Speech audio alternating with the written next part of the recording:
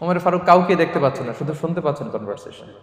তো মেয়ে বলতে আরম্ভ করলো যে মা, আপনি কি জানেন না ওমরে ফারুক বিধান জারি করেছে, কেউ যদি দুধের সাথে পানি মেশায় এটা যদি প্রমাণিত হয় তাহলে কঠিন শাস্তি দেওয়া হবে। তো মা বলতেছে, আরে পাগলি মেয়ে, বোকা মেয়ে, গভীর রাত, এখানে ওমরও নাই, ওমরের পাইক পেয়াদা সৈন্য সামন্ত কেউ তো নাই, এই তো সুযোগ আমাদের, দিস ইজ দ্য টাইম, দুধের সাথে পানি মেশা। তো তখন যুবতী মেয়েটা একটা চমৎকার উত্তর দিয়েছিল, খেয়াল করে শুনে। তখন মেয়েটা বলেছিল, মা ইয়া উম্মি লাউলা রাআ উমারু লা রাআ রব্বু উমার, মানে হে মা, ওমর যদি নাও দেখে, ওমরের রব আল্লাহ কিন্তু দেখে। সুবহানাল্লাহ বিহামদিহি। প্রিয় ভাইরা, দিস ইজ তাকওয়া। এই যে ফিলিংসটা নিজের মধ্যে, এই চেতনাটা, এটারে তাকওয়া বলে। কেউ দেখে না, কিন্তু কে দেখে? আল্লাহ দেখে। তাহলে লাআল্লাকুম তাত্তাকুন, রোজা রাখলে তোমাদের মধ্যে তাকওয়া বাড়বে।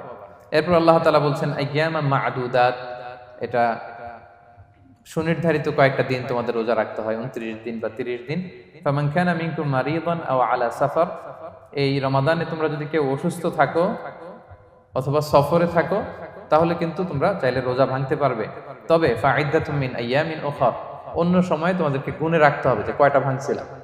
লেটস সে আমি অসুস্থ থাকার কারণে 5টা রোজা ভেঙে ফেলছি, তা আপনি গুণে অন্য সময় 5টা কি করতে হবে? কাজা করে নিতে হবে। এটা বুঝতে পারছেন না সবাই?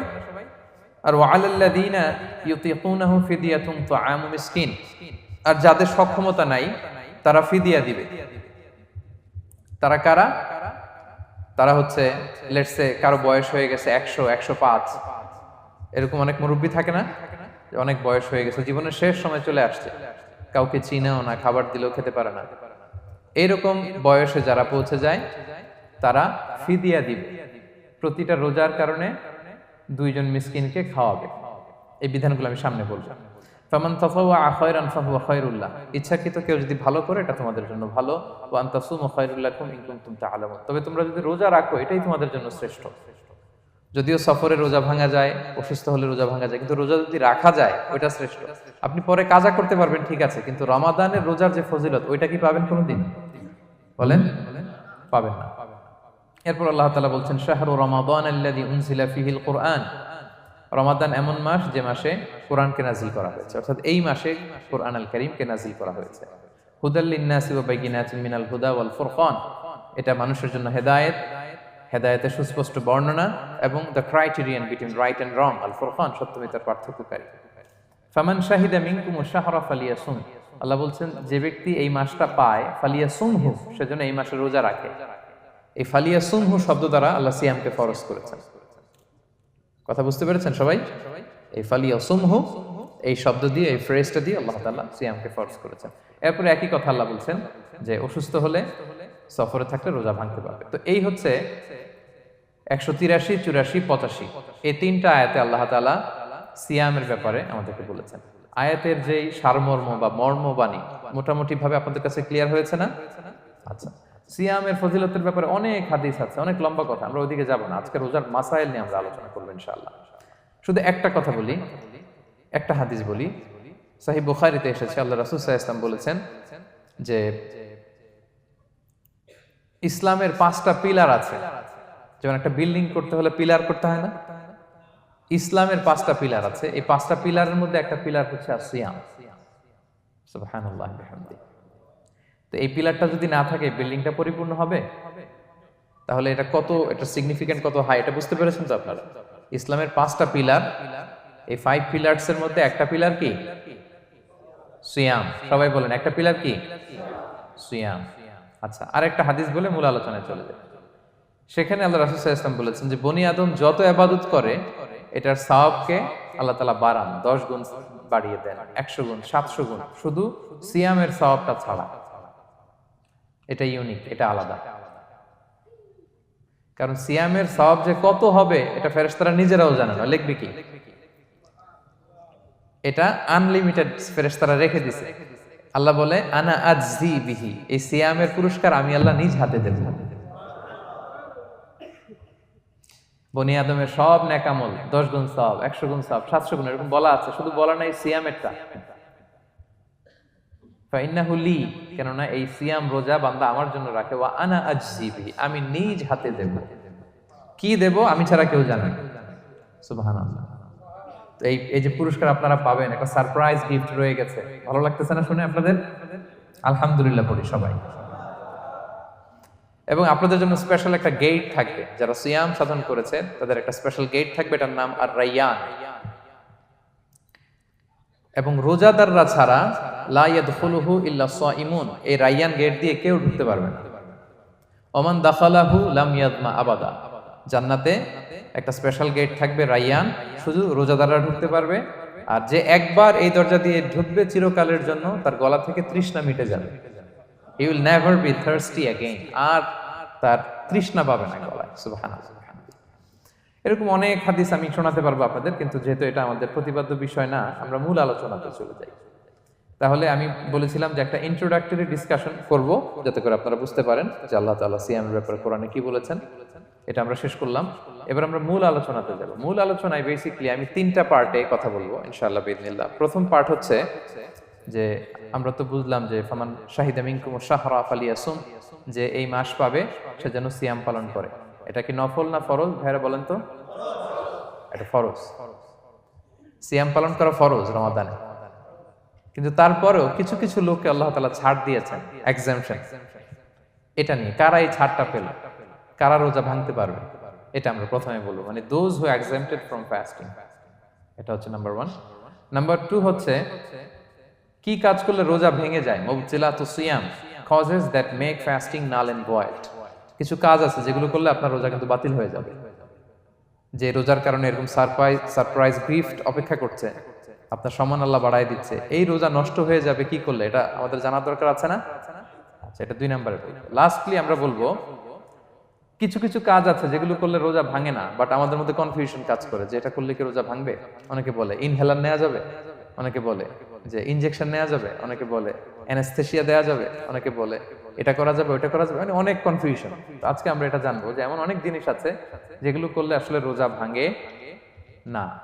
এই 3টা পয়েন্টে যদি আমরা আলোকপাত করি, দেখবেন যে রোজার মৌলিক মাসাইলগুলো আমাদের ক্লিয়ার হয়ে যাবে ইনশাআল্লাহ বিইذনিল্লাহ। তাহলে আমরা প্রথম পয়েন্টে চলে যাই যে কাদেরকে আল্লাহ তাআলা এই রোজার ব্যাপারে ছাড় দিয়েছেন, কারা চাইলে রোজা ভাঙতে পারবে। বুঝতে পারছেন এই পয়েন্টটা, সাব পয়েন্টটা? এই যারা জি বলছেন শুধু তারাই বুঝতে পারছেন, বাকিরা বুঝতে পারছেন সবাই?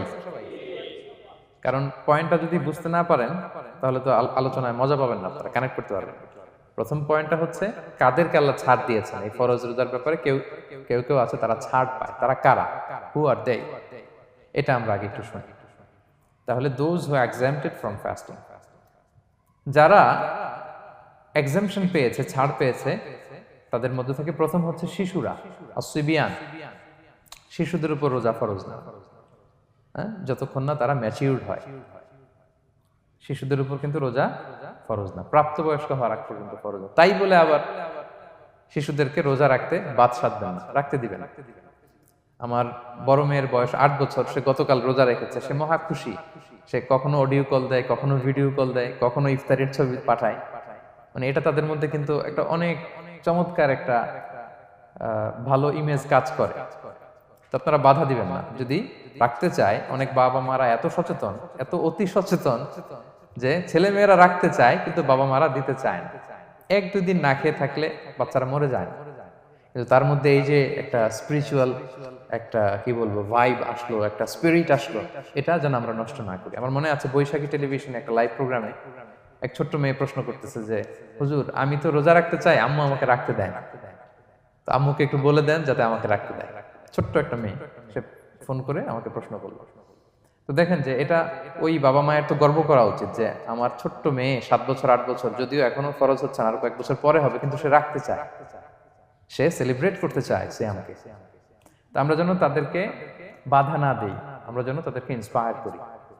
আমার মনে আছে আমি ছোটবেলা, তখন আমি মাদ্রাসায় ভর্তি হই নাই, আমি তখন স্কুলে পড়তাম। তো খুব ছোট, কিন্তু আমি রোজা রাখতে চাইতাম, আব্বা আম্মা দিতে চাইতো না। আমার দাদি আমাকে বলতো যে তুমি একটা কাজ করবা, তুমি সকালে স্কুলে যাবা, দুপুর 12টায় ফিরে আসবা, এসে খেয়ে ফেলবা, তো হাফ রোজা হয়ে গেল, অর্ধেক।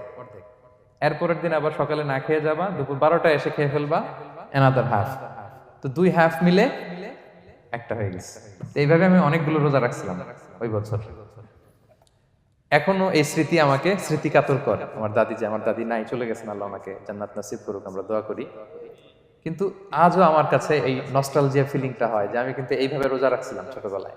আমাদের বাচ্চারাও তাই করে। সো ওদের মধ্যে যে এই আবেগ, এই উচ্ছ্বাস, এটাকে যেন আমরা নষ্ট না করি। বাট লিগালি তাদের উপর রোজা ফরজ হয়নি, প্রাপ্তবয়স্করা রাখবে, তাইলে ওদের রাখা লাগবে না। নাম্বার 2, মাজনুন, পাগলদের উপর রোজা ফরজ হয় না। যারা পাগল তাদের উপর ফরজ হয় না। একটা হাদিস শোনাই, আল্লাহ রাসূল সাল্লাল্লাহু আলাইহি ওয়াসাল্লাম বলেছেন, আমি সবকিছু খুব প্রিসাইজলি বলছি যেহেতু আমাদের সময় কম।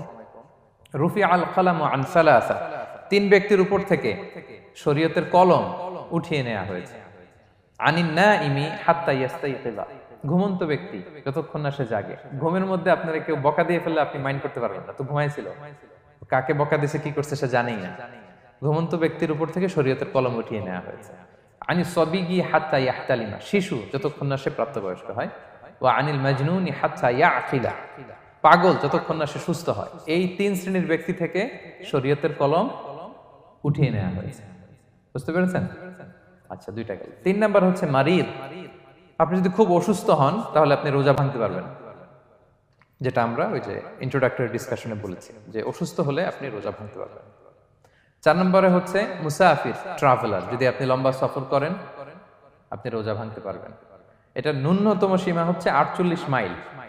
তাই বলে কেএল থেকে পেনাং যাচ্ছেন আর রোজা ভেঙে ফেললেন, এটা করা যাবে না। আবার এখানে যদি আপনার সফরের পেরেশানি থাকে, খুব কষ্ট, তাহলে আপনি এই সুযোগটা নিতে পারবেন। কিন্তু আল্লাহ বলেছেন ওয়া আনতাসুমু খায়রুল লাকুম ইন কুনতুম তা'লামুন, যদি তোমরা রোজা রাখো এটাই তোমাদের জন্য কল্যাণ, যদিও আমি ফ্লেক্সিবিলিটি দিয়েছি। তো রাসূল সাল্লাল্লাহু আলাইহি ওয়াসাল্লামের সময় দেখা যেত যে মক্কা থেকে মদিনা, মদিনা থেকে তায়েফ যেতে প্রচন্ড গরমের মধ্যে ওনারা উট দিয়ে মরুভূমির উপর দিয়ে যেত। তো ওই পরিস্থিতি কিন্তু আমাদের নেই। কিন্তু যদি আপনার লম্বা সফর হয়, লেটস সে আপনি কেএল থেকে নিউ ইয়র্কে ফ্লাই করছেন, সফরের অনেক পেরেশানি, অনেক সময় হয়তো খেতে পারছেন না, আপনি চাইলে এই ফ্লেক্সিবিলিটি নিতে পারবেন। তো অসুস্থতা আর সফরে থাকলে আপনি রোজা ভাঙতে পারবেন, তবে ফাইদ্দাতুম মিন আইয়ামিন উখর, অন্য সময় এটা গুনে গুনে রাখতে হবে। 5টা যদি ভাঙা যায় পরে 5টা কাজা করবেন। এই পয়েন্টটা কি সবার কাছে ক্লিয়ার? সফরে যে রাসূল সাল্লাল্লাহু আলাইহি ওয়াসাল্লাম রমাদানে রোজা ভেঙেছে, এটার একটা দলিল বলি। আপনারা মক্কা বিজয়ের নাম শুনেছেন না? রাসূল সাল্লাল্লাহু আলাইহি ওয়াসাল্লাম হিজরত করলেন, পরে আবার বিজয় করলেন। এই মক্কা বিজয় কত হিজরিতে হয়েছে কে বলতে পারবেন? হ্যাঁ, হিজরি বলেন তো দেখি। 8ম হিজরি, মাশাআল্লাহ। 8ম হিজরিতে রাসূল সাল্লাল্লাহু আলাইহি ওয়াসাল্লাম যখন মক্কা বিজয় করতে যান, এটা কোন মাস ছিল জানেন? হ্যাঁ, রমাদান মাস। রমাদানের 20 তারিখে মক্কা বিজয় হয়েছে, 20 রমাদান। তো রাসূল সাল্লাল্লাহু আলাইহি ওয়াসাল্লাম মদিনা থেকে মক্কায় যাচ্ছেন বিশাল বাহিনী নিয়ে। মক্কায় পৌঁছতে আরো 90 কিলোমিটার বাকি। আল কাদিদ নামে একটা জায়গা আছে, সহিহ বুখারীর বর্ণনা। ওই কাদিদ নামক জায়গায় রমাদানে রাসূল সাল্লাল্লাহু আলাইহি ওয়াসাল্লাম রোজা ভেঙেছিলেন, ওটের উপর বসে ঢকঢক করে পানি খেয়েছিলেন, যাতে সবাই দেখে। কারণ সবাই ভাববে রমাদানের রোজা রাখবো কি রাখবো না, সবাই আলাদা করে বলতে অনেক সময় লাগবে। রাসূল সাল্লাল্লাহু আলাইহি ওয়াসাল্লাম একটা উঁচু জায়গায় সবাইকে দেখে ওটের উপর পানি খেয়ে ফেললেন। ফলে রাসূলের দেখা দেখি সব সাহাবারা পানি খেয়ে রোজা ভেঙে ফেললো। এটা কোন মাস ছিল? সবাই বলতে হবে কোন মাস? রমাদান। রাসূল সাল্লাল্লাহু আলাইহি ওয়াসাল্লাম সফরে ছিলেন, ফলে তিনি রোজা ভেঙেছেন। দলিল পাইছেন? হ্যাঁ, আচ্ছা, সংক্ষেপ করে দিচ্ছি, লম্বা কথা সংক্ষেপ করে দিচ্ছি। আর কোরআনের আয়াত তো শোনালামই আমি, ফামান কানা মিনকুম মারিদান আও আলা সাফার ফাইদ্দাতুম মিন আইয়ামিন উখর, কেউ যদি অসুস্থ হয় কিংবা ট্রাভেল করে চাইলে রোজা ভাঙতে পারবে, তবে গুনে গুনে পরে আদায় করে নিতে হবে। এই যে গুনে গুনে পরে আদায় করে নিতে হয়, এটারে বলে আরবিতে কদা, বাংলায় আমরা যেটাকে কাজা বলে অভ্যস্ত। বাংলায় আমরা কি বলি? একটু কথা বলেন আমার সাথে, বাংলায় কি বলি? কাজা বলি। তো আপনি অসুস্থতার কারণে যদি রোজা ভেঙে ফেলেন, পরে এগুলো কাজা করবেন। সফরের কারণে যদি রোজা ভেঙে ফেলেন, পরে আপনি কাজা করবেন।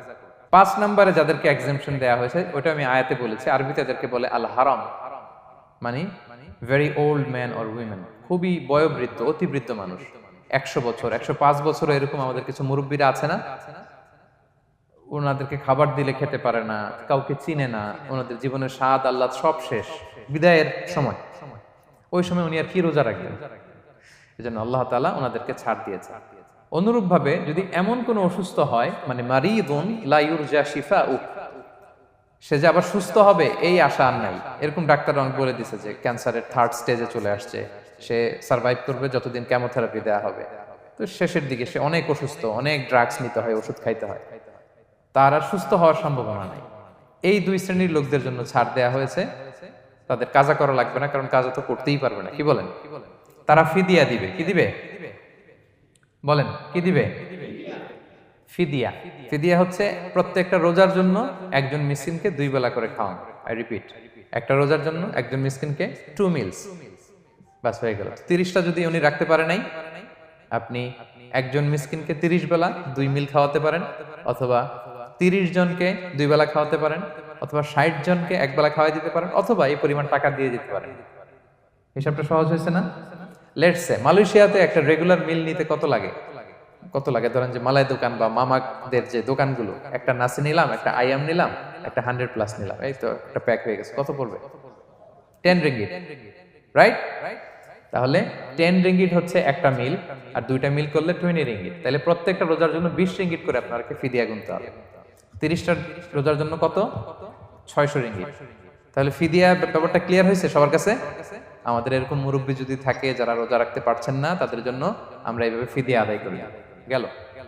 ইমাম মালিক আলাইহি রাহমা, মালিকি মাযহাবের ইমাম, উনি ওনার শেষ জীবনে খুব অসুস্থ ছিলেন। উনি ওনার শেষ জীবনের রমাদানে রোজা রাখতে পারেন নাই, এত বয়স হয়ে গেছিল, রোজা রাখতে পারেননি। তো উনি 30 জন মিসকিনকে এনে গোশত আর রুটি খাওয়াই দিয়েছিলেন একসাথে। ফিদিয়া আদায় হয়ে গেছে, তো এরা ছাড় পাবে। 6 নাম্বার হচ্ছে আসহাবুল আমাল আশ-শাক্কা, যারা খুব কঠিন কাজ করে। এই প্রসঙ্গটা নিয়ে অনেকে অনেক ভুল বুঝে। এটা হচ্ছে এমন এমন কাজ যারা করে, যারা কাজ করতে করতে অসুস্থ হয়ে যাওয়ার সম্ভাবনা আছে, মৃত্যুর মুখোমুখি বেহুশ হয়ে যাওয়ার সম্ভাবনা, হ্যাঁ, তাদের জন্য ছাড় দেওয়া। ব্যাপারটা এমন না যে কেউ মরুভূমিতে কাজ করে সে রোজা ভাঙতে পারবে, কেউ রিক্সা চালায় কেউ রোজা ভাঙতে পারবে, কেউ স্টোন ক্র্যাশে কাজ করে সে রোজা ভাঙতে পারবে, এরকম। ধরেন যে মরুভূমিতে যারা কাজ করে, বা বাংলাদেশে সামারে যারা রিক্সা চালায়, অথবা আয়রন ফ্যাক্টরিতে যারা কাজ করে, অনেক সময় এমন হয় তারা ডিহাইড্রেশনে ভুগতে ভুগতে বেহুশ হয়ে যায় কাজের মধ্যে, এরকম হয় না? হয়। তাদের জন্য ছাড়, কিন্তু তাদের জন্য রেকমেন্ডেশন হচ্ছে এটা ফরজ ইবাদত, এটা তাদেরকে রাখতেই হবে। হয়তো নাইট শিফটে কাজ করার ট্রাই করবে, অথবা সারা বছর একটু একটু জমিয়ে রোজা রাখার চেষ্টা করবে, কিন্তু রোজা তারা রাখবে, তারা সাহুর খাবে, তারা রোজা রাখা শুরু করবে। কিন্তু মরুভূমিতে কাজ করতে করতে যদি এমন হয় যে সে বেহুশ হয়ে যাচ্ছে, মরার উপক্রম, এই পরিস্থিতিতেও সে রোজা ভাঙতে পারবে না, ইসলাম এতটা কঠিন নয়। পরিস্থিতি যদি এমন হয় তখন সে রোজা ভাঙতে পারবে, পরে সে রোজাগুলো কাজা করে নেবে। আচ্ছা, তো এই জন্য এই সমস্ত লোকদের ব্যাপারে আমাদের একটু সহনশীল হওয়া উচিত। আমাদের যে ওয়ার্কাররা গরমের মধ্যে কনস্ট্রাকশনে কাজ করে, আয়রন ফ্যাক্টরিতে কাজ করে, খুব কঠিন কাজ করে, তাদের কাজের টাইমটা কমায় দেয়া, তাদেরকে সাপোর্ট দেয়া, যাতে তারা রোজা রাখতে পারে। 7 নাম্বার হচ্ছে আল হামিল, গর্ভবতী নারী।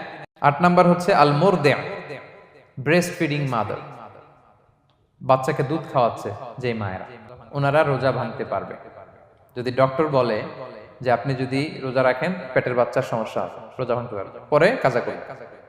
অথবা ডক্টর যদি বলে যে আপনি যদি না খান তো বুকে দুধ আসবে কোত্থেকে, বাচ্চাকে খাওয়াবেন কিভাবে, ডিহাইড্রেশন হবে, রোজা ভাঙতে পারবে। এটার দলিলটা শুনেন, সুনান আবু দাউদের হাদিস, আল্লাহ রাসূল সাল্লাল্লাহু আলাইহি ওয়াসাল্লাম বলেছেন, ইন্নাল্লাহা আযজা ওয়া জাল্লা ওয়াদাআ আনিল মুসাফিরি শাতরাস সালাহ, আল্লাহ তাআলা মুসাফিরের জন্য নামাজকে অর্ধেক করে দিয়েছেন, কসর। ওয়া সিয়ামা আনিল হামিলি ওয়াল মুরদি, আর গর্ভবতী নারী আর দুধ খাওয়াচ্ছে এমন মায়ের জন্য আল্লাহ সিয়ামকে এক্সাম্পশন দিয়ে দিয়েছেন, ছাড় দিয়েছেন, তারা চাইলে রোজা ভাঙতে পারবে। ক্লিয়ার? 9 নাম্বার হচ্ছে মেনস্ট্রুয়েশনাল পিরিয়ড যাদের হয়, যে বোনদের পিরিয়ড হচ্ছে মাসিক, রোজা রাখবে না, যতটা ভাঙ্গা গেল পরে আদায় করে নিবে। 10 নাম্বার হচ্ছে পোস্টপার্টাম পিরিয়ড, যেটা নিফাস বলে, আফটার বার্থ, এই বেবি ডেলিভারির পরে আমাদের বোনদের যেই পিরিয়ডটা হয় সেই সময় ওনারা রোজা রাখবেন। কয়টা ভাঙলো গুনে পরে কাজা করে ফেলবে। এবং আম্মা জান আয়েশা রাদিয়াল্লাহু তাআলা আনহা উনি বর্ণনা করেন, কুন্না নাহিদু আলা আহদি রাসূলিল্লাহ, এটা একটা ন্যাচারাল প্রসেস। আমাদের আম্মা জান নবীদের স্ত্রীদেরও এটা হতো। তিনি বলতেন যে আমাদের যখন পিরিয়ড হতো, সুম্মা নাতফুর, এরপর যখন আমরা সুস্থ হয়ে যেতাম, ফায়ামুরুনা বিকাদাইস সিয়াম, রাসূল সাল্লাল্লাহু আলাইহি ওয়াসাল্লাম আমাদেরকে রোজাগুলো কাজা করতে বলতো। ওয়ালা ইয়ামুরুনা বিকাদাইস সালাহ, নামাজ কাজা করতে বলতো না। আমাদের বোনরা পিরিয়ডের কারণে যে নামাজগুলো চলে যায় এগুলো কিন্তু পড়তে হয় না পরে, কিন্তু রোজা যদি ভাঙা হয় সেগুলো কি করতে হয়? রাখতে হয়। নিষেধ করি। ব্লাড ডোনেশন রোজা ভাঙবে না, বেশি পরিমাণে যদি ব্লাড ডোনেট করেন, দুর্বল হলে অসুস্থতার কারণে ভাঙতে পারবেন, তবে জরুরি প্রয়োজনে আমরা অবশ্যই ব্লাড ডোনেট করব। তো সম্মানিত শুধু এই ছিল আমাদের আজকের আলোচনা, কি কি কাজ করলে রোজা ভাঙে, কি কি কাজ করলে রোজা ভাঙে না, এবং সিয়াম ফরজ হওয়ার পরেও কাদেরকে আল্লাহ তাআলা এই সিয়াম থেকে এক্সাম্পশন দিয়েছেন আমরা এই কথাগুলো শুনলাম। আল্লাহ তাআলা আমাদের সবাইকে এই কথাগুলো বুঝার ও আমল করার তৌফিক দান করুক। আল্লাহ তাআলা আমাদের সিয়ামকে কবুল করুক, আল্লাহ তাআলা আমাদের কিয়ামকে কবুল করুক, আল্লাহ তাআলা আমাদের তাহাজ্জুদকে কবুল করুক, আল্লাহ তাআলা আমাদের সাদাকাগুলোকে কবুল করুক, আল্লাহ তাআলা আমাদের কোরআন তেলাওয়াতকে কবুল করুক। এই রমাদানকে আমাদের জীবনের জন্য একটা পরিবর্তনকারী, একটা যুগান্তকারী রমাদান হিসেবে আল্লাহ তাআলা কবুল করুক। হাদা মা ইনদি ওয়াল ইলমু ইনদাল্লাহ আলাইহি তাওয়াক্কালতু ওয়া ইলাইহি উনীব। ওয়াসসালামু আলাইকুম।